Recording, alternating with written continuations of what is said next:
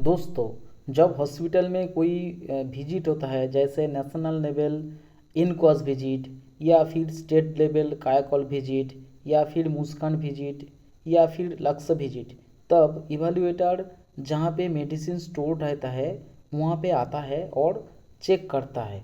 और चेक करने के टाइम पे बहुत सारा क्वेश्चन पूछता है इन्वेंटरी मैनेजमेंट के ऊपर, जैसे लीड टाइम क्या है, बफर स्टॉक क्या है, देन सिलेक्टिव इन्वेंटरी कंट्रोल का टाइप क्या क्या होता है, उसके बाद फीफो एंड फेफो क्या है, फिजिकल स्टॉक वेरिफिकेशन कैसे करते हो, एसएमआईएस सिस्टम क्या है, एंड फोरकास्टिंग ऑफ ड्रग्स कैसे किया जाता है। तो इस वीडियो में बने रहिए ये सब जानने के लिए। पहले जान लेते हैं इन्वेंटरी कंट्रोल क्या है। देखिए, इन्वेंटरी कंट्रोल एक साइंटिफिक सिस्टम है और इनमें से पता चलता है क्या ऑर्डर करना है, कब ऑर्डर करना है, कितना क्वांटिटी ऑर्डर करना है एंड कितना स्टॉक में रखना चाहिए मेडिसिन को। ठीक है। अभी देखिए, इसका जो एम है मेडिसिन को राइट टाइम में सप्लाई देना एंड स्टोर कभी भी स्टॉक आउट ना हो, इसका मेन मोटो है। ठीक है। अभी देखिए, हॉस्पिटल में जब मेडिसिन स्टोर रहता है, एक बड़ा बिन और एक छोटा बिन। बड़ा बिन में जो मेडिसिन रहता है वो डेली कंजम्पशन यूज़ होता है, और जब वो एम्प्टी होने का चांसेस होता है तब रीऑर्डर करना पड़ता है। इस रीऑर्डर करने के बाद वो मेडिसिन जब रिसीव होता है उनमें से कुछ टाइम लगता है, उस पीरियड में सेकेंड बिन मतलब बफर स्टॉक यूज़ होता है।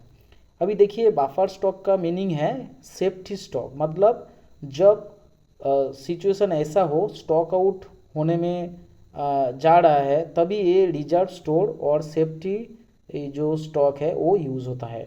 इसका पर्पस ये है, अभी किसी कारण में अगर अनएक्सपेक्टेडली कंजम्पशन बढ़ गया या फिर लीड टाइम जो है वो अगर ज़्यादा वक्त लगे तो ये बफर स्टॉक यूज़ होता है। अभी देखिए, लीड टाइम का मतलब क्या है। लीड टाइम मतलब जब आप इंडियन प्लेस करते हो एंड उसके बाद वो रिसीव होता है, उस टाइम का गैप। मतलब समझिए, आज कोई मेडिसिन का इंडियन आप प्लेस किए हो एंड 2 दिन बाद वो रिसीव किया गया, तो अभी देखिए इसका बीच में 2 दिन का गैप है, तो लीड टाइम बन जाएगा 2 डेज। ठीक है। अभी बफर स्टॉक कैलकुलेट कैसे करना पड़ता है, ये फॉर्मूला है maximum daily consumption minus average daily consumption into total lead time. ठीक है। अभी देखिए, मैक्सिमम ऑर्डर कितना कर सकते हो उसका एक वैल्यू है, एंड री ऑर्डर कितना कर सकते हो उसका भी एक वैल्यू है। री ऑर्डर के लिए एक फॉर्मूला है minimum order level plus buffer stock. ठीक है। और मैक्सिमम ऑर्डर वैल्यू मतलब आप कितना क्वांटिटी मैक्सिमम स्टॉक कर सकते हो, आपका कैपेसिटी क्या है, उसके ऊपर बेस करके मैक्सिमम ऑर्डर हो सकता है। अभी देखिए, सिलेक्टिव इन्वेंटरी कंट्रोल एक बहुत ही इम्पोर्टेंट है। यहाँ पे टोटल कॉस्ट ऑफ इन्वेंटरी आप कंट्रोल कर सकते हो, मिनिमाइज कर सकते हो, एंड फोरकास्ट ऑफ रिक्वायरमेंट आप देख सकते हो, एंड उसके साथ परचेस क्वांटिटी आप फिक्स कर सकते हो। तो ये एक सिस्टम है जहाँ पे आप क्लासीफाई कर सकते हो क्योंकि प्रोडक्ट का कॉस्ट कितना है और उसका फंक्शनल इम्पोर्टेंस क्या है।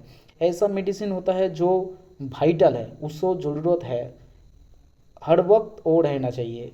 ऐसे करके एसेंशियल मेडिसिन है वो भी रखना चाहिए, तो उसके ऊपर डिपेंड करके। और ऐसे करके एक स्टोर में अगर आपका फंड है, सपोज समझिए 10,000, वो 10,000 फंड में अगर ऐसे करके आप परचेस करोगे, एक मेडिसिन का प्राइस अगर 9,000 है तो आप दो दो आइटम और 3 आइटम परचेस कर सकते हो। तो इसके ऊपर बेस करके इन्वेंटरी सिस्टम का सिलेक्टिवली क्लासीफाई किया गया है।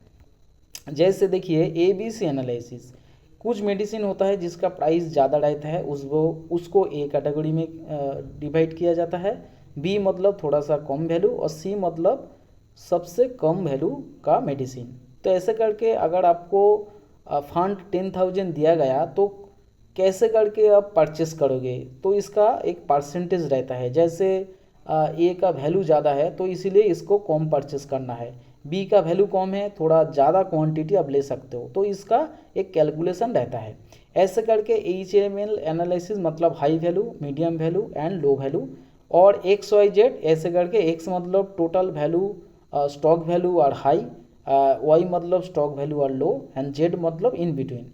सो इसके बाद आता है FSN एनालिसिस, मतलब fast moving, slow moving and non moving drugs. तो ये ऑर्डर करने के लिए देखना पड़ेगा किस मेडिसिन का कंजम्पशन ज़्यादा है, वो फास्ट मूविंग में आएगा। तो जो कंजम्पशन ज़्यादा है उसका ज़्यादा आप इंडियन करना पड़ेगा, स्लो मूविंग को थोड़ा कम, और नॉन मूविंग आइटम को इंडियन नहीं करना है और फिर परचेस नहीं करना है। अगर नॉन मूविंग आइटम अगर आप परचेस करोगे तो क्या होगा, वो एक्सपायर हो जाएगा, तो ये भी ध्यान में रखना चाहिए। ऐसा करके seasonal end of seasonal item क्या होता है, जैसे एक कफ सिरप तो कोल्ड सीजन में ज़्यादा यूज़ होता है, तो इसके लिए सीजन के ऊपर बेस करके कफ सिरप ऑर्डर करना है। एक एग्जांपल दिया जस्ट। सो VED एनालिसिस जो बोल रहा था, वाइटल, एसेंशियल एंड डिजायरेबल। ठीक है, वाइटल मतलब जो आइटम हॉस्पिटल में हर वक्त रखना चाहिए, एसेंशियल मतलब ये भी रखना चाहिए, एंड डिजायरेबल अगर हो तो अच्छा, ना हो तो कोई फ़र्क नहीं पड़ता। सो इसके ऊपर डिटेल्स वीडियो एक है मेरे चैनल में, अगर आप नहीं जानते हो या फिर इंटरेस्टेड हो तो देख लीजिएगा।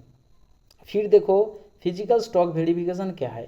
देखिए SMIS जो सिस्टम है वहाँ पे ऑनलाइन आप मेंटेन कर सकते हो, एंड फिजिकल स्टॉक जो है, स्टॉक में कभी कभी ऐसा होता है जो ये वैल्यू ऑनलाइन जो दिखा रहा है और फिजिकली जो है वो सही मतलब टैली करना पड़ता है। अगर इसमें जो दिखाई दे रहा है इसमें वो वैल्यू रिफ्लेक्ट कर रहा है कि नहीं है, वो रीचेक करना है और अपडेट करना है। ऐसे करके fast moving item, slow moving item and non moving item monthly एक बार करना पड़ेगा। ठीक है, ऐसे करके forecasting of drugs for inventory control बहुत ही इंपॉर्टेंट एक चैप्टर है।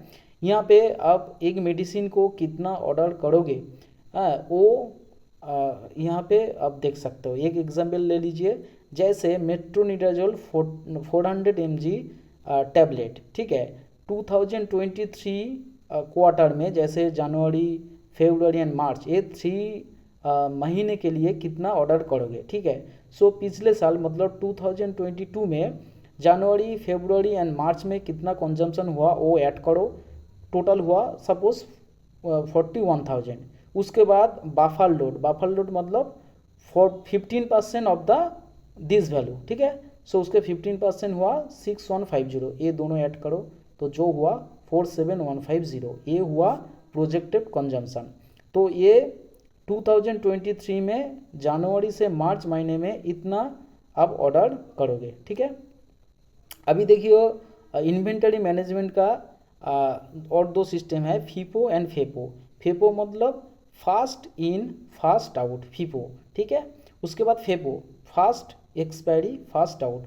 सो ये बहुत ही इंपॉर्टेंट है, क्योंकि जो मेडिसिन का एक्सपायरी डेट सामने है उसको प्रोडक्ट को रैक में पहले रखना चाहिए, और जो लॉन्ग एक्सपायरी है उसको अंदर में रखना चाहिए, ताकि जब मेडिसिन को आप निकालोगे स्टोर से शॉर्ट एक्सपायरी मेडिसिन पहले कंजम्पशन हो जाए। ठीक है, तो इन्वेंटरी कंट्रोल सिस्टम बहुत सारा है, जैसे SMIS मतलब स्टोर मैनेजमेंट इंफॉर्मेशन सिस्टम। उसके बाद HMIS मतलब हॉस्पिटल मैनेजमेंट इंफॉर्मेशन सिस्टम।